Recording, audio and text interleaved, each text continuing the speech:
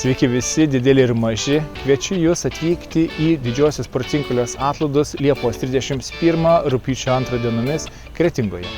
O penktadienio vakarą 21:30 žiburių eisena iš dabartinės bažnyčios į bažnyčią, kuri buvo pastatyta pati pirmoji.